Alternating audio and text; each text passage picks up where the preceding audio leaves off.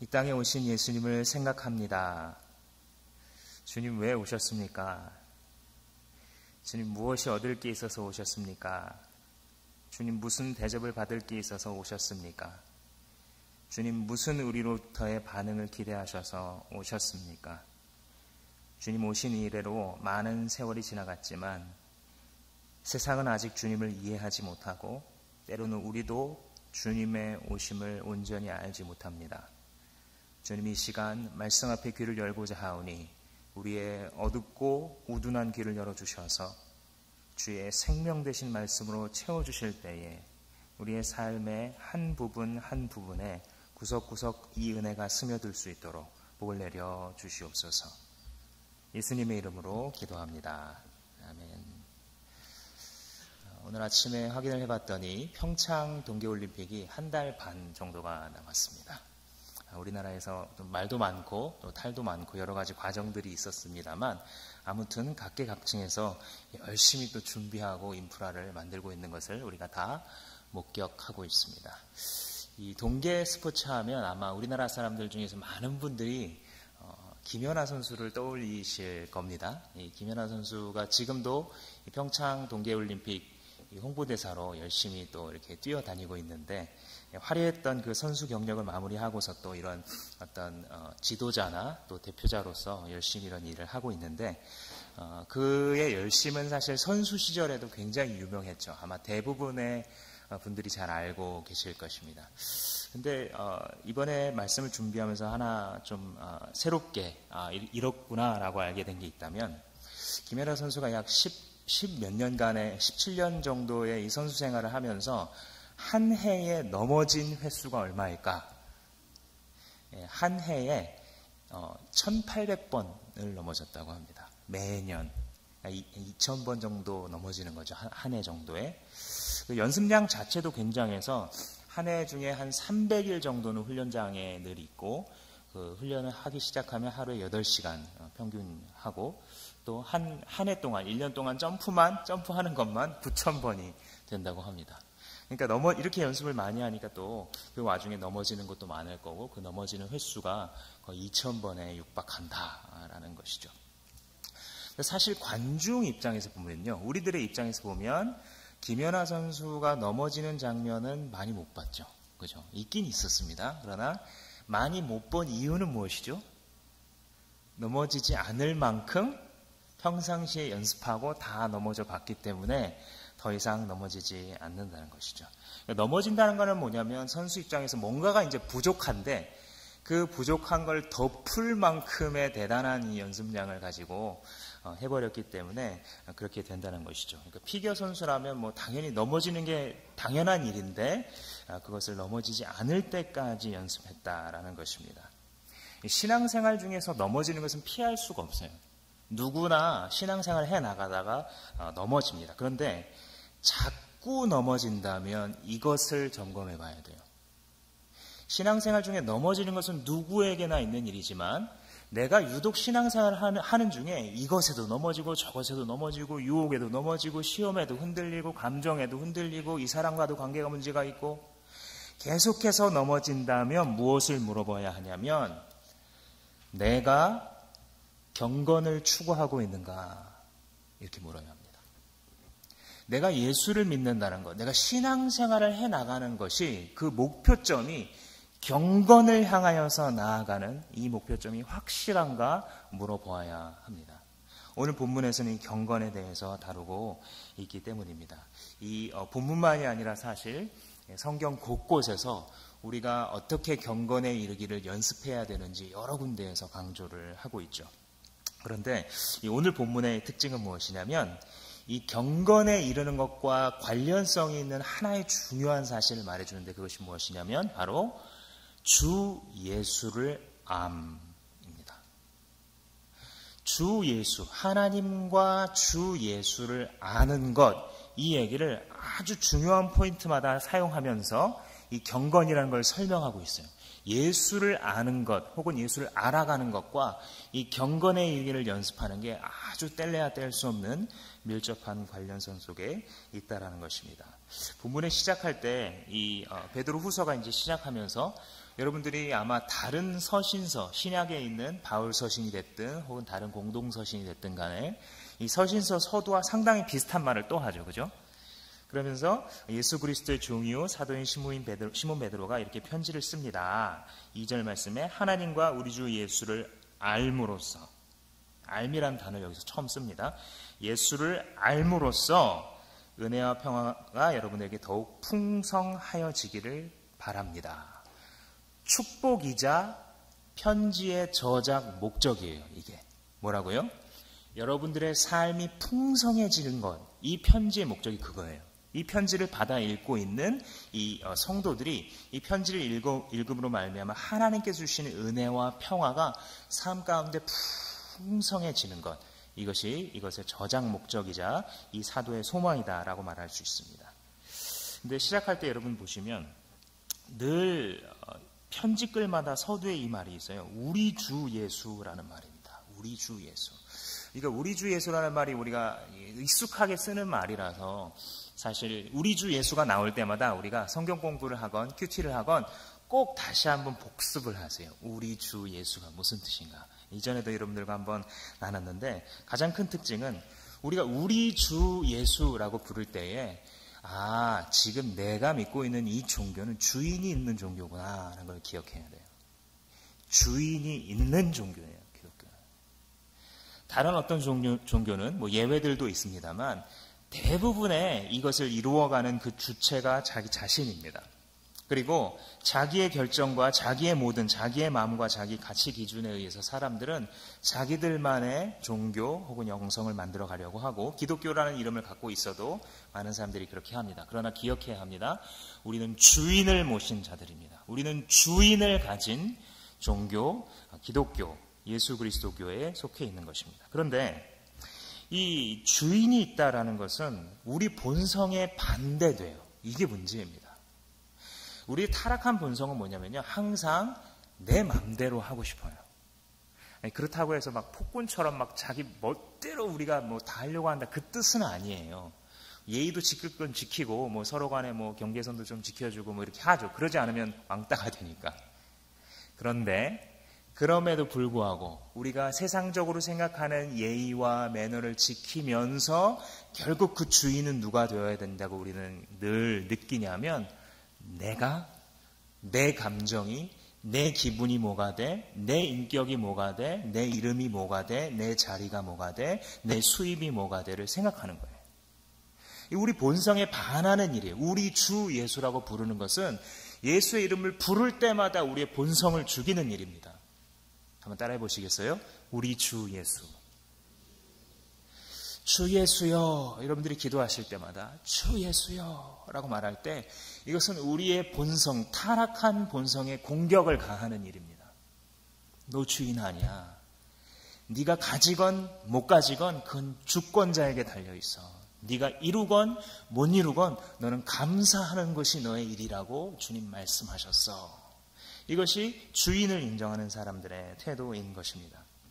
이 주 예수께서는 우리에게 뭐라고 가르치냐면 늘 주님의 마음을 생각하라고 가르쳐요. 주인의 마음을 생각해보고 그 마음을 알아서 그 마음대로 따라가라고, 그분의 마음대로 따라가라고 가르쳐요. 좀 더 흔한 표현으로 이게 주님의 뜻이죠. 그죠? 주님의 마음 속에 들어있는 그 뜻이 무엇인가를 생각하고 그걸 순종할 때 진짜 기쁨이 생긴다라고 믿어요. 기독교인들은. 진짜 기쁨이 어디서 오냐면 무언가가 성취돼서 오는 게 아니라 주님의 마음을 알았을 때 기쁨이 오고 그 마음을 알아서 순종할 때 기쁨이 생겨요. 그리고 이 기쁨은 빼앗기지 않는 깊은 곳에서부터 솟아나오는 기쁨입니다.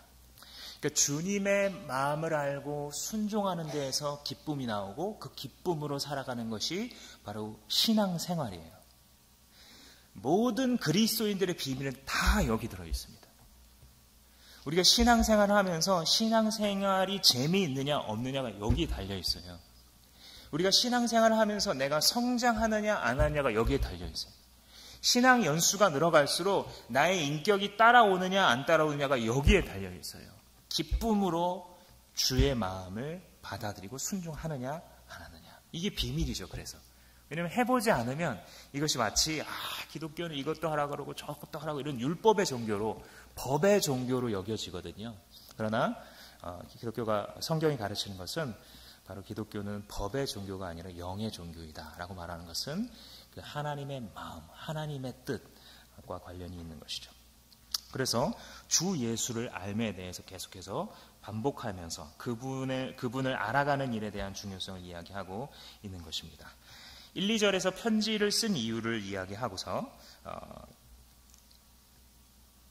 풍성한 삶에 대해서 이야기를 합니다. 2절 말씀 다시 한번 보면 하나님과 우리 주 예수를 알므로써 은혜와 평화가 여러분에게 더욱 풍성하여지기를 바랍니다. 그러니까 저장 목적이 아까 우리가 풍성한 삶을 살아가는 거라 그랬죠. 근데 어떻게 함으로써 그렇게 된대요? 하나님과 우리 주 예수를 알므로써 그렇게 된다는 거죠. 이게 우리의 풍성한 삶과 예수를 아는 지식 사이의 관계입니다. 우리가 예수 그리스도를 알 때 어떤 일이 일어나는가 4가지 정도로 잠깐 본문 중심으로 살펴보겠습니다. 우리가 지금 예수를 아는 것이 풍성한 삶과 연결된다 그랬는데 예수를 알 때 어떤 방식으로 그 풍성한 삶이 나타나는가? 첫 번째는 생명과 경건을 받습니다. 우리가 예수를 알 때 혹은 예수를 알아갈 때 생명과 경건을 선물로 받아요. 생명과 경건을 우리가 만들어내는 게 아니에요. 생산해내거나 뭐 이런 게 아니라 그냥 받는 거예요. 오로지 주어지는 것을 받는 것입니다. 3절 말씀에 보시면 하나님께서는 우리가 그를 알므로 말미암아, 다시 나왔죠. 알므로 말미암아 생명과 경건에 이르게 하는 모든 것을 주셨습니다. 그러니까 예수를 알 때 다 받은 거예요, 이미. 이게 이 기독교인의 특징이죠. 예수를 알 때 이미 다 받았어요. 모든 은혜를. 근데 우리가 아직 다 깨닫지 못해요. 이 은혜가 어떤 것인지, 얼마나 깊은지, 얼마나 아름다운지, 얼마나 강력한지, 얼마나 취소 불가능한 것인지 다 들어있어요. 우리가 이걸 서서히 이 컴퓨터에 압축 파일이 막 풀리는 것처럼 살아가면서 하나씩 더 깨닫게 될 뿐, 사실은 이미 다 주어진 거죠. 생명과 경건에 속한 것을 우리가 처음 예수를 만났을 때 그 예수 그리스도가 나의 구원자이시고 나의 주인이실 수밖에 없음을 내 마음속 깊이 믿어졌을 그때에 이미 다 받은 거예요. 생명과 경건에 속한 모든 것을. 생명을 주셨다라는 것은 무슨 말인가? 예수 알지 못할 때 그 인생은 생명이 없다라는 뜻이에요. 살아가고는 있는데 살아있지 않은 거죠. 우리 다 이 죄인들은요 역설적인 삶을 살아간다고 말할 수 있어요. 그래서 살아있긴 살아있어요. 숨 쉬어요. 막 생활해요. 근데 살아있는 게 아니에요. 영적인 관점에서 보면. 그래서 예수께서는 내가 생명을 주러 왔다라고 자꾸 말씀하잖아요. 살아있는 사람들한테.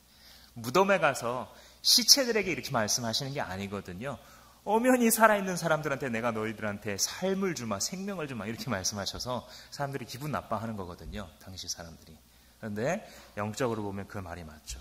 우리가 예수 바깥에서 살아가고 있을 때 살아있을지라도 그것은 살아있는 것이 아니고 영적으로 죽은 삶이었죠.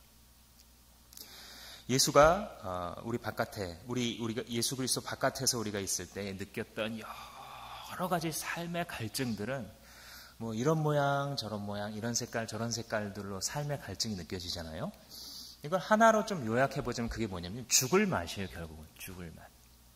죽음의 냄새이고요. 죽음의 맛보기예요. 우리가 살아가면서 느끼는 모든 종류의 갈증들은 우리의 삶에 생명이 없음으로 인해서, 참 생명이 주어지지 않았음으로 인해서 우리에게 느껴지는 시체의 냄새들입니다. 사회를 이루고 조직을 이루고 가정을 이루고 살아가지만 여전히 예수 바깥에 있을 때에, 우리 주 예수 앞에 순종하지 않고 살아갈 때 거기서는 반드시 죽음의 냄새가 피어오르게 되어 있죠. 그런 우리에게 주께서 생명에 속한 모든 것을 주셨다라는 것입니다. 그러니까 이것은 어떻게 보면 과거의 사건으로 말할 수도 있습니다. 굳이 우리가 과거, 현재, 미래 이 시제를 좀 나눠보자면 생명을 주셨다라는 것은 과거에 이미 이루어진 일인 거예요. 영원히 그리고 단번에 이루어진 사건입니다. 그런데 여기 그치지 않죠. 주님께서는 생명을 주시고 또 뭘 주시냐면 경건에 이르기에 필요한 모든 걸 또 우리에게 주신대요. 두 번째로 이 경건을 주신 것입니다. 방금 읽었던 말씀 다시 한번 보시면 우리가 그를 알므로 말미암아 생명과 경건에 이르게 하는 모든 것들을 그의 권능으로 우리에게 주셨습니다. 경건이라는 것은 가장 짧게 정의하자면 하나님 닮은 것, 이게 경건입니다. 경건. 혹은 하나님을 닮아가려고 노력하는 삶의 태도, 이것이 경건입니다. 성경에 사실 영성이라는 말은 없어요. 근데 이제 사람들이 마치 영성 이렇게 하면 뭔가 자기 내공처럼 이렇게 갖고 있는 소유의 느낌이 들잖아요. 그래서 영성이라는 말이 좀 더 유행하지만 사실 성경에서 말하는 단어는 그게 경건입니다. 경건. 경건은 다른 게 아니에요. 하나님을 닮아가는 거예요. 근데 예수님을 알므로써 예수님을 알아갈 때 그 알아가는 목적이 바로 무엇이냐면 이 경건, 곧 하나님을 닮아가는 것에 있다라는 것이죠. 그러니까 이것은 우리가 현재도 이루어가고 있는 구원의 측면인 거예요. 지난번에도 이 구원의 여러 시제에 대해서 한번 설명한 적이 있었는데 생명을 주셨다. 이건 과거의 구원이 이루어진 것이라면 경건을 이루어간다라는 것은 현재 진행의 구원을 우리가 계속해서 이루어가는 것입니다. 그래서 종종 성경을 보면 구원을 분명히 받았다 그랬는데 왜 구원을 이루어가야 된다고 얘기를 하나? 라고 말하는데 그것이 바로 오늘 본문의 표현으로 바로 경건의 측면인 것입니다. 구원받은 자로서의 삶의 부합함을 계속해서 하나님 앞에 보이고 살아가려고 노력하는 것이죠. 그러니까 정리하자면 예수님이 이 땅에 내려오신 목적이 무엇인가? 성탄의 목적이 무엇인가? 우리에게 생명을 주고 경건을 주시려고 하는 것입니다. 죽어있는 자들에게 생명을 주고 하나님을 전혀 닮지 않은 자들에게 닮아가도록 하시기 위해서 이 땅 가운데에 탄생하셨다라는 것이죠. 그러니까 여러분들 성탄의 계절을 지낼 때 기억할 것이 이거예요. 아, 나를 생명과 경건으로 부르신 거구나. 예수님이 크리스마스에 이게 왜 메리 크리스마스냐면 이것과 전혀 상관없이 살아가던 우리들을 생명의 삶으로 그리고 경건의 삶으로 부르셨구나. 지금 작은 목장 훈련을 홍보하고 있는 게 아닙니다. 생명의 삶과 경건의 진정한 의미에서 생명을 소유한 삶 그리고 경건을 추구하는 것이 참으로 즐거운 그 삶으로 우리를 부르시기 위해서 예수께서 이 땅 가운데 내려오셨다라는 것입니다.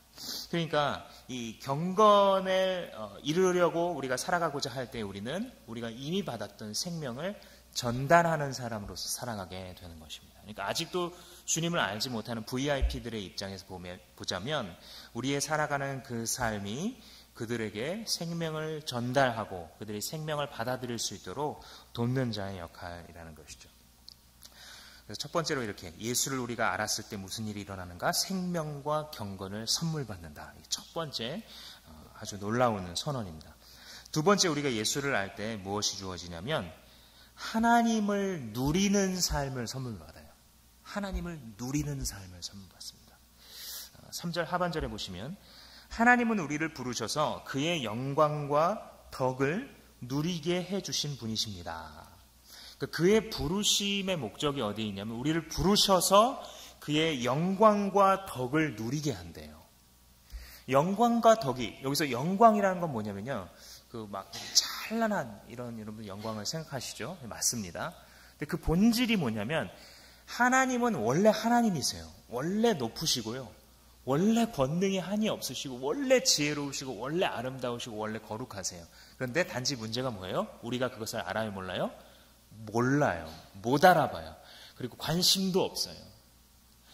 때로 그 하나님의 하나님 되심이 드러나서 우리에게 보여지거나 느껴지거나 깨달아져요.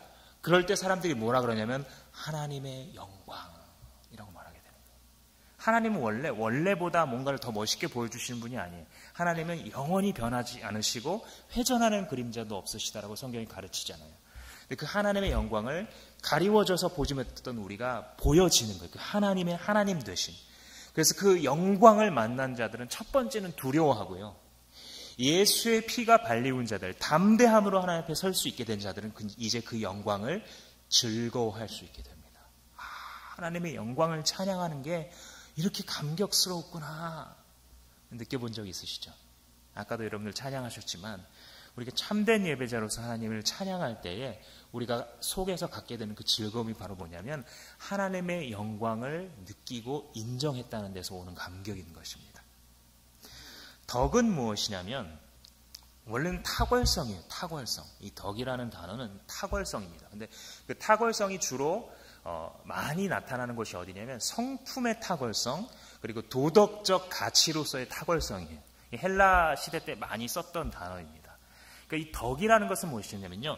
하나님의 성품의 탁월성이에요. 우리도 다 성격이 있잖아요. 그죠? 급한 성격, 느린 성격, 미리 계획하는 성격, 그때그때 파도 타는 성격. 근데 하나님의 성격 혹은 하나님의 성품은 정말 그 아름다우시기가 탁월하다는 거예요. 그래서 그 하나님의 성품을 맛볼 때 와, 하나님이 이런 분이구나 누리고 즐길 수 있게 되는 거예요. 누가? 구원받아서 눈을 뜬 존재들이. 거듭나서 하나님의 하나님 되심을 알게 된 존재들이. 그러니까 하나님의 영광과 덕을 누리게 해주신 것이 어디서 시작됐어요? 그를 알므로에서 지금 다 시작되는 거잖아요. 그죠? 예수를 알므로써 하나님의 영광과 덕에 눈 뜨는 거예요. 이분이 얼마나 능력 있으신 영광의 주인이신지, 이분이 얼마나 아름다운 성품으로 우리에게 다가오신 주권자이시며 창조주이시면서도 얼마나 아름다우심으로 우리에게 나타났는지에 대해서 알게 되고 그것을 즐거워하게 된다라는 것이죠. 그러니까 이걸 한마디로 하자면 하나님의 영광과 덕을 누린다는 것은 결국은 하나님 자신을 즐거워하는 거예요. 그렇죠? 그래서 예수를 알할 때 일어나는 두 번째 일이 무엇이냐면 하나님을 누리는 삶을 선물 받는 거죠. 하나님 바깥에 있을 때는 원래 어땠죠? 하나님을 두려워하기만 하는 삶입니다. 혹은 마땅히 두려워해야 될 하나님을 만홀히 여기고 살아가는 기고만장한 삶. 하루 강아지가 범 앞에서 까부는 삶. 그런 삶이었다가 이제는 그 하나님을 누리는 삶으로 바뀌게 된다는 것입니다. 여러분들도 어렸을 적에 이 생일잔치 같은 데 가면, 생일 파티 같은 데 가면 맛있는 음식들이 이제 막 돼 있죠. 저도 어렸을 적에 누구야, 진명아, 누구누구 생일잔치 가자 해서 가보면 평상시에 먹고 싶었던 음식이 막 다 있는 거예요. 저는 어렸을 때 막 분식을 좋아했기 때문에 막 분식들도 김밥, 떡볶이, 막 튀김, 고구마 막 있고 또 뭐 피자도 있고 어떨 때는 뭐 치킨도 있고 이렇게 한 자리에 다 모여 있는 거예요. 먹고 싶었던 것이. 왜냐하면 다 그렇지는 않지만 어떤 집 같은 경우에는 엄마들이 자기 아들 혹은 딸 아주 기쁘게 해주려고 온갖 걸 다 차려놓는 거예요. 대부분 이 음식이 남게 되죠. 그래서 그 중에 아이들은 이 음식만으로도 이미 생일잔치 때 너무 기분이 좋죠. 근데 진명아 생일잔치 와라 하고 부를 때 먹는 것은 뭐 치킨이요, 피자요, 김밥이지만 하나님께서 우리를 부르셨을 때 우리가 먹는 것은 무엇이냐면 하나님의 영광과 그분의 아름다운 덕인 거예요. 이게 우리의 영혼의 양식이에요. 우리의 영혼은 이것 없이 건강할 수 없어요. 이것 없이 우리는 병듭니다. 하나님의 영광을 맛보지 않으면 거듭난 성도는 반드시 병들게 되어 있습니다. 하나님의 아름다운 덕에 대해서 찬송하지 않고서 오랜 기간이 지나면 삶이 퍽퍽해서 견딜 수 없어요. 이상해요, 뭔가가. 왜냐하면 이것이 우리의 영혼에 진정한 만족을 주는 우리의 양식이 이미 되었기 때문입니다. 이것이 주어졌어요. 하나님을 누리는 삶, 하나님을 누려야만 하는 삶을 이미 우리가 받은 것입니다.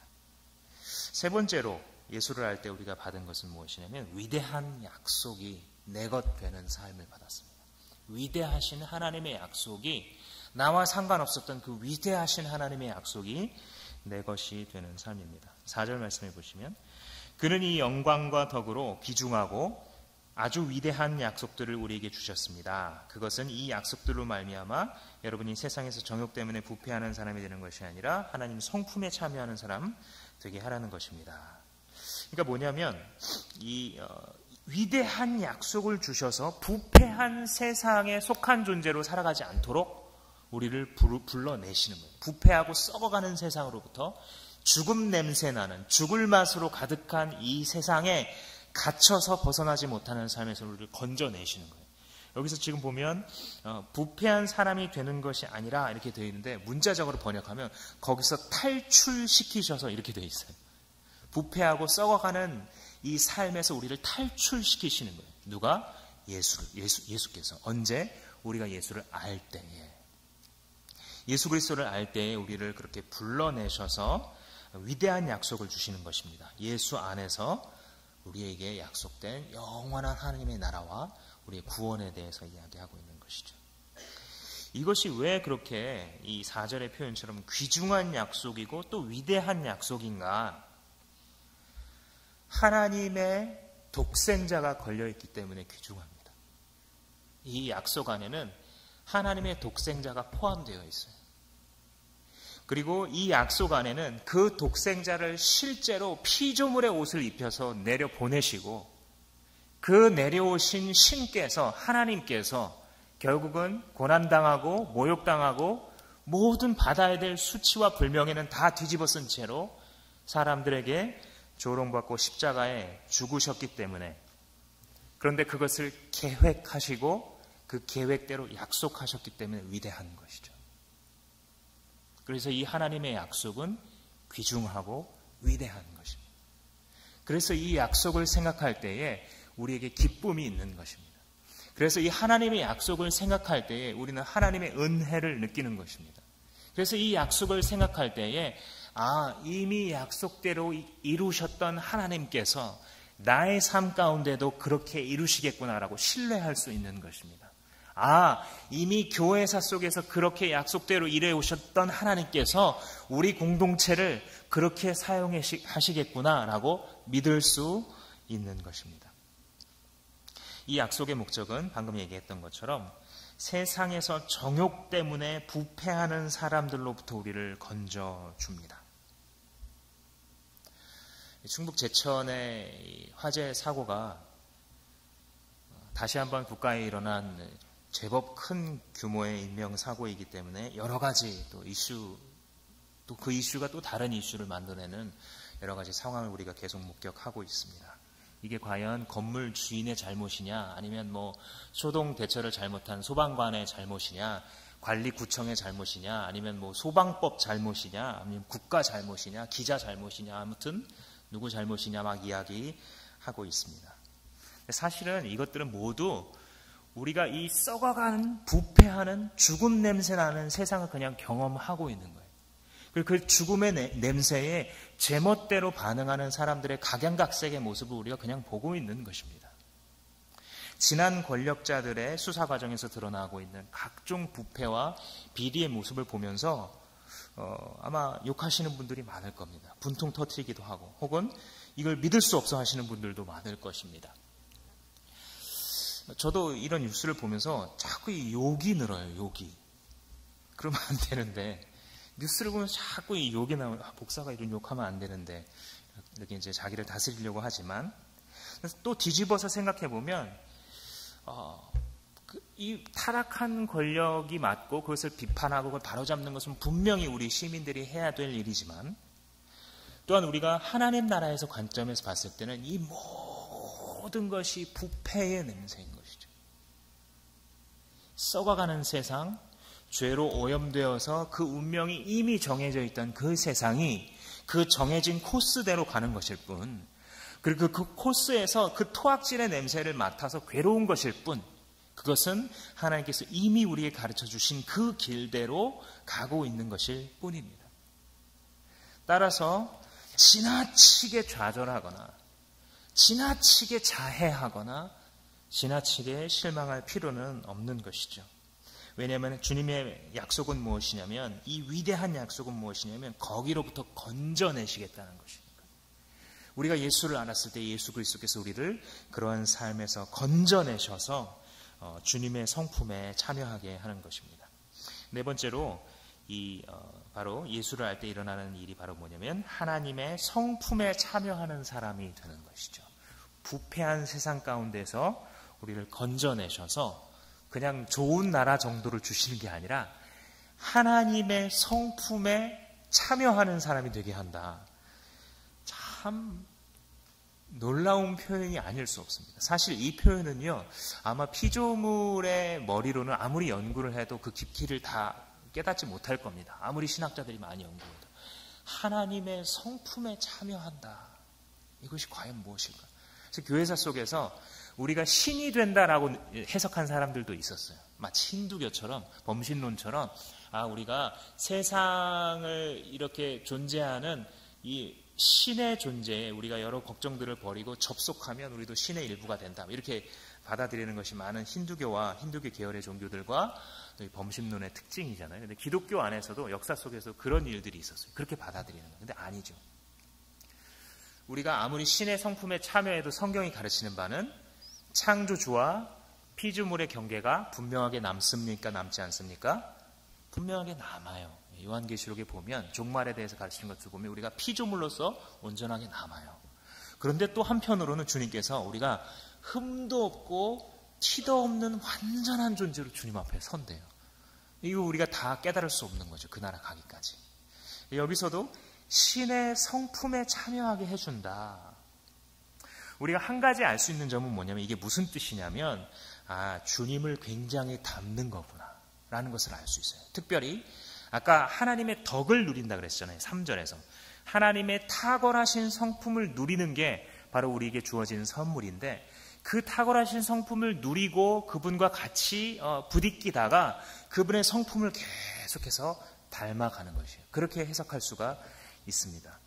그리고 남은 5절에서부터 이 11절까지의 말씀은 방금 생각했었던 그 해석을 지지하는 것으로 보입니다. 그러니까 하나님의 성품에 참여한다는 것이 무엇이냐면 주님을 자꾸 닮아가는 거예요. 한마디로 하자면 경건이죠. 경건. 아까 주 예수의 오신 목적이 생명과 경건이라고 그랬잖아요. 생명은 과거의 사건, 이미 생명 주신 사건은 과거, 그리고 그 생명대로 하나님을 닮아가는 것은 현재 진행이라고 그랬는데 그 바로 이 경건, 이것이 하나님의 성품에 참여하는 것이 아닌가 그렇게 보여집니다. 그러니까 예수를 안다는 것은 세 번째로 우리가 2절에서 예수를 아는 것에 대해서 얘기했고 3절에서도 또 예수를 아는 것에 대해서 이야기했는데 이 5절부터도 또 예수를 아는 일에 대해서 이야기를 하고 있습니다. 이 예수를 알아가는 이 경건의 7가지 성품을 얘기하고 있죠. 믿음이라는 것이 있는데 예수를 처음 알았을 때 믿음으로 구원받잖아요, 우리가. 근데 이 믿음에 몇 가지 이 성품이 더해질 수 있다는 것이에요. 7가지로 설명을 합니다. 전부를 얘기한 것은 아니겠지만 아마도 대표적인 몇 가지 성품을 이야기하는 것입니다. 그러니까 이 7가지를 더해가면서 우리가 예수를 알아가는 것이죠. 혹은 경건을 추구해가는 것이죠. 혹은 신의 성품에 참여하게 되는 것이에요. 혹은 하나님의 덕을 누리면서 그 덕을 옷입는 삶이 되어가는 스텝이다라고 볼 수 있습니다. 남은 시간에 아주 짧게 하나씩 좀 살펴보겠습니다. 믿음만으로 안 되고 덕이 있어야 된다고 얘기를 해요. 이 지금 구조를 보면요. 덕과 지식과 절제와 인내와 경건 이렇게 열거하면서 이걸 가져라라고 말하지 않고 여기에 이거를 그리고 걔의 이것을 이렇게 계속 꼬리 물기를 하잖아요. 그건 뭐냐면 관련성이 있다는 거예요. 앞에 것과 뒤에 것이.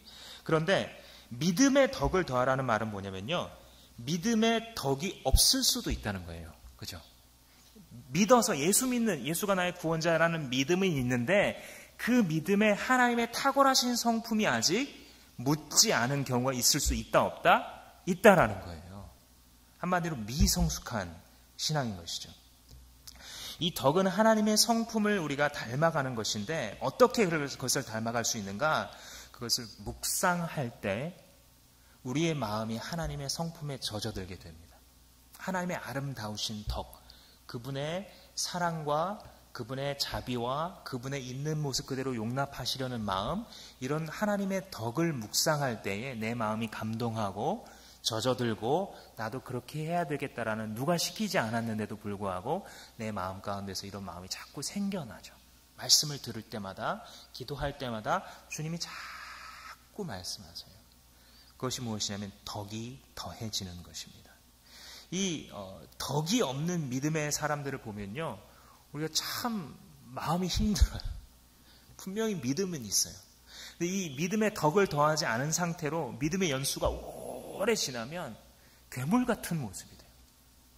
왜냐하면 주님께서 주시는 이 예수 닮아가는 길, 신의 성품에 참여하는 길목으로 가지 않았기 때문에 뭔가 있긴 있어야 돼요, 자기도. 그러니까 자기의 믿음을 강하게 주장합니다.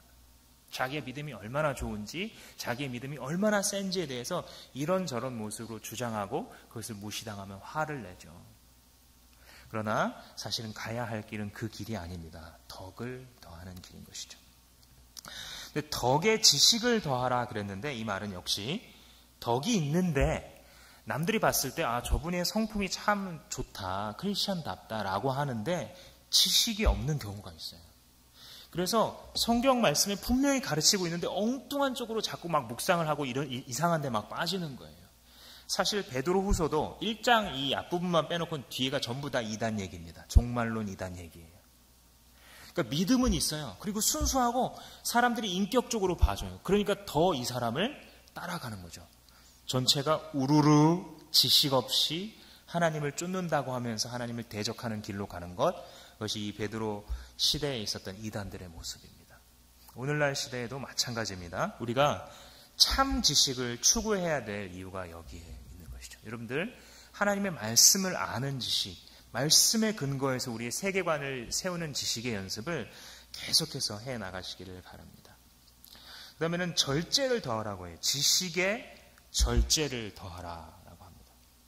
예수를 믿으면서 성경 공부도 하고 산 공부도 하고 목장에서 모두 듣고 설교도 계속 들으니까 아는 게 자꾸 생겨요. 그죠? 근데 뭐가 없어지냐면 절제가 점점 사라집니다. 오히려 지식이 있을수록 절제가 없는 경우가 종종 있습니다. 뭐냐면 예수를 처음 믿을 때보다 뭔가 이제 좀 안다고 하는 사람들이 점점 더 자기의 나쁜 습관을 합리화해요. 그렇게 율법주의로 사는 거 아니야. 믿음으로 구원받는 거야. 하나님이 또 용서해줘. 이렇게 하면서 자꾸 경건에 이르기를 연습하지는 않으면서 자기의 경건의 반대 방향으로 사는 삶의 한 구석 한 구석을 용납해요. 자꾸 방을 내줘요. 자꾸 나쁜 습관에, 나쁜 생각의 길에 분명히 경건의 길과 반대쪽에 있는 걸 알면서도 여러 가지 모양으로 포장을 해서 그대로 놔두고 자꾸 들어와 살라고 방을 내줍니다. 그런 사람들에게 필요한 것이 바로 그것을 끊어내는 절제입니다. 여러분, 절제라는 것이 고행을 의미하지 않아요. 기독교의 절제가 고행하는 사람들, 이 수도승을 얘기하는 게 아닙니다. 기독교에서는 육체의 필요를 채우는 것을 선하게 봐요. 그래서 돈을 벌고 노동을 하고 일을 해서 먹고 사는 것을 선하고 거룩한 일로 여깁니다. 그래서 직업의 다른 말이 vocation, 부름받은 소명이잖아요. 직업이, 돈 버는 일이. 여러분들, 내가 핸드폰 열심히 만들어가지고 이게 도대체 하나님의 나라와 무슨 상관이 있나? 이렇게 생각하십니까? 내가 이거 장부정리 이렇게 쓸데없이 막 해가지고 맨날 이중장부 쓰라는 얘기만 듣고 무슨 말인지 여러분들 고민이 되실 때가 있으시죠. 그러나 그 지난한 삶의 과정을 하나님께서 나에게 견디라고 주시고 또한 이 수입의 길로서 주신 노동의 정당한 방법으로 생각해서 그 안에서 신앙인으로서 고민하면서 돈을 벌어가는 그 모습 자체가 가치 있는 거예요. 그래서 육체의 필요를 채우는 것은 나쁜 게 아니에요. 기독교에서 육체의 필요를 채우는 것이 선하고 아름다운 것이에요. 그러나 욕심을 구별해야 됩니다. 욕심. 필요한 것을 넘어서서 더 가지려고 하고 남과 비교해서 더 가져보려고 하고 남과 비교해서 없을 때 마음 아파하는 이것을 욕심이나 정욕이라고 말하고 노라고 말하는 것. 그것이 바로 예수를 알아가는 방법이에요. 그것이 바로 경건에 이르기를 연습하는 방법이에요. 다음으로 인내입니다. 절제라는 것은요. 어떤 짧은 순간에 자기만 조절하면 된다고 한다면 인내라는 것은 오랜 시간을 요하고요. 그리고 나와 상관없는 외부에서 주어지는 상황과 압력까지도 견뎌내는 것을 말합니다. 그러니까 절제, 자기 자신을 셀프 컨트롤하는 것은 잘하는데 외부에서 주어지는 스트레스와 압력이 약한 경우가 왕왕 있죠. 그러나 이것이 경건의 길이라는 거예요. 예수님을 알아간다는 것이 어찌 갑자기 슈퍼맨처럼 하늘을 날아다닐 수 있는 사람이 되는 것이 아니라 한 층계 계단 하나하나를 올라가듯이 힘들게 인내하면서, 그럼에도 불구하고 경건을 추구하고 하나님의 성품을 묵상하면서 큐티해가면서 나눔해가면서 어려운 몸을 끌고 와서 기도하면서 그렇게 그것을 견디어 나가고 인내할 때 이것이 예수를 알아가는 길이다. 이것이 풍성한 삶을 소유하는 길이다. 이것이 신의 성품을 누리는 길이다 하는 것이죠. 경건 아까 설명했죠. 이 영성이라는 말보다 여러분들 경건이라는 말을 성경에서 좀 더 많이 보게 될 텐데, 이것은 우리가 신앙이 깊어지는 것 자체가 어떤 능력을 소유하는 것이 아니라 그랬죠. 주님을 닮는 것. 그게 경건이고 그게 영성이에요. 다른 게 아니라 주의 성품을 자꾸만 닮아가는 것. 그것이 경건의 전부입니다. 그리고 경건은요, 흔히 언제 자라나냐면 아주 사소한 결정에서 시작돼요. 경건을 추구하고 막 영성을 추구하는 것이 어느 날 막 모든 것을 막 다 접고 갑자기 주 앞에 뛰어들 때 물론 그렇게 할 수 있으면 좋죠. 그러나 대부분의 사람들이 어디서 변화가 일어나냐면 정말 사소해 보이는데 본인만 아는, 나를 오래 따라다닌 불경건한 모습에 공격을 가하는 것. 예를 들면 어떤 분이 이러더라고요. 내 앞에 끼어드는 차에게 쌍욕을 하지 않겠다. 이렇게 결심해요. 경건에 관해서 이렇게 결심을 해요. 매우 훌륭한 경건에 관한 결정이에요. 이 결정이. 왜냐하면 이것은 이 사람에게 매일 일어나는 일이거든요. 그리고 아무도 몰라요. 자기가 그렇게 하는지. 손님 태우고도 쌍욕하지는 않으니까. 그러나 본인이 느끼기에 자기가 하나님의 사람으로서 하나님을 알아가기에 반드시 제거해야 될, 신의 성품에 참여할 수 있도록 내가 움직여갈 수 있도록 치워야 될 자갈이라는 것이죠. 그래서 우리의 삶에 사소해 보였던 이런 것들을 자꾸 치워갈 때 그것이 우리가 경건의 길로 간다는 것을 기억할 필요가 있습니다. 이 경건에 우애를 더하라 라고 이야기합니다. 이 우애라는 말은 원어 그대로 발음해보자면 필라델피아예요. 필라델피아 많이 들어보셨죠? 도시 이름이지만 원래 이것이 brotherly love, 그러니까 형제 간의 사랑을 말하는 거예요. 형제 간의 사랑. 그러니까 우정, 우애 이런 것들을 말하는 것이죠. 형제로서 생각하면서 그 사람을 생각해 줄 아는 것, 그것이 우애입니다. 그러니까 주님을 닮아간다는 것이 도서관 책상에 딱 앉아서 막 주님 묵상하고 막 혼자 막 고립돼서 하는 게 아니라 거기에 무슨 차원이 더해져야 되냐면 너와 나와의 관계, 형제, 자매를 생각하는 것이 더해져야 진짜 신의 성품에 참여해 가는 길이라는 것이죠. 예수님께서 이 나사로라는 사람이 죽으셨을 때 그 무덤가에 가서 우십니다. 이게 되게 이상한 이유는 무엇이냐면 예수님은 다 알아요. 그러니까 이 죽음으로 끝이 아니라 그 이후에 나사로가 하나님을 믿었기 때문에 이후에 삶이 있다는 것도 알아요. 그런데 우시는 거예요. 또 더 재밌는 것은 잠시 후에 살리잖아요, 자기가. 나사로를 살릴 거야, 분명히. 근데 바로 그 좀 전에 울고 있잖아요. 이게 우는 예수님은 뭐고 막 살려서 나사로야 나와라 하는 그 예수님은 또 뭐고 갑자기 예수님의 인격이 막 분열된 건가? 이렇게 생각할 수도 있겠죠. 근데 그게 뭐냐면 예수님의 형제를 생각하는 마음이에요. 나사로의 장례식에 오셨을 때에 나사로의 죽음으로 인해서 슬퍼하는 형제 자매들의 마음을 느끼시는 거예요, 예수님도. 그리고 그 형제로서 울어주시는 거죠. 비록 조금 뒤에 다시 살리실 것이지만. 우리가 신앙생활을 해나간다는 것이 옆 사람을 생각하고 그 사람과 공감해주고 그 사람이 지금 힘들어하는 것이 무엇인지, 그 사람이 지금 중요하게 생각하는 것이 무엇인지, 그것을 나도 힘들어하고 나도 중요하게 여기고, 이것이 그 사람과의 정을, 형제간의 사랑을 가꾸어가는 길인데, 그것이 바로 풍성한 길, 경건의 길, 신의 성품에 참여하는 길이다.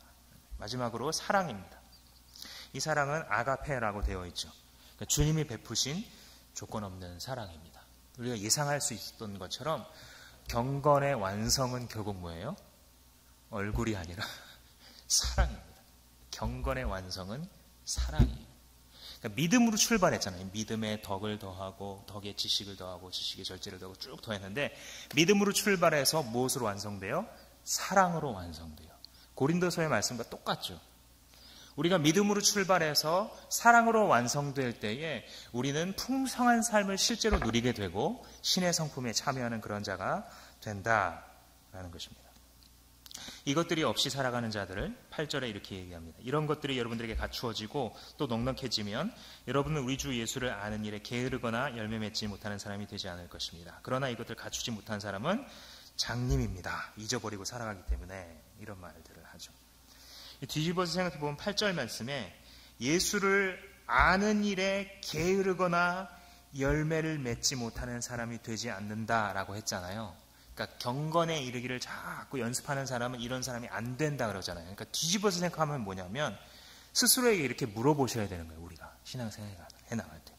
나는 예수를 알아가는 일에 있어서 게으른 자가 아닐까?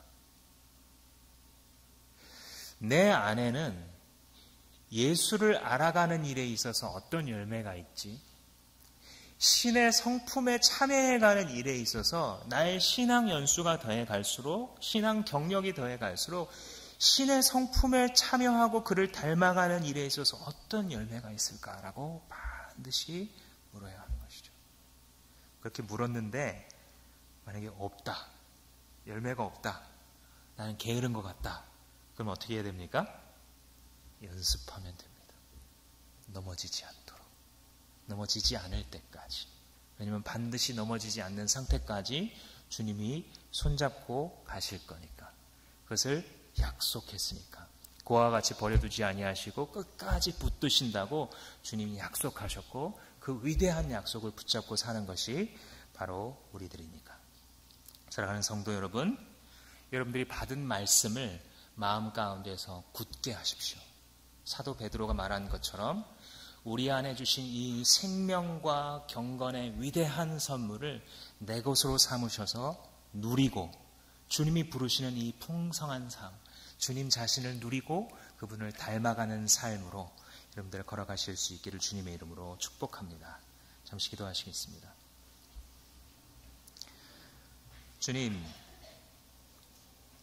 주님께서 이 땅에 내려오신 그 목적과 이유가 생명 없이 살아가는, 죽음을 맛보고 살아가는 우리들에게 생명을 주시고 또한 거기서 그치지 아니하고 우리를 경건에 이르도록 연습하여 풍성한 삶을 살게 하시려는 그 이유에서 오셨다는 것을 우리가 상고해 보았습니다. 아버지, 우리 안에 작은 결정들이 있기를 소원합니다. 듣고 잊어버리는 자가 아니라 참된 경건은 자신의 모습을 계속 들여다보고 있는 자라고 말씀하셨는데, 하나님 아버지, 우리가 이 약속의 말씀을 붙잡고 하나님 닮아가기를 소원하고 희망하며 살아가겠습니다. 주님 도와주시고 경건의 일을 연습할 때에 주의 성령께서 역사하사 우리 마음 가운데 있는, 또 우리의 삶 가운데 우리를 어지럽히는 모든 것들을 뛰어넘을 수 있도록 은혜를 더하여 주시옵소서. 감사하고 예수님의 이름으로 기도합니다.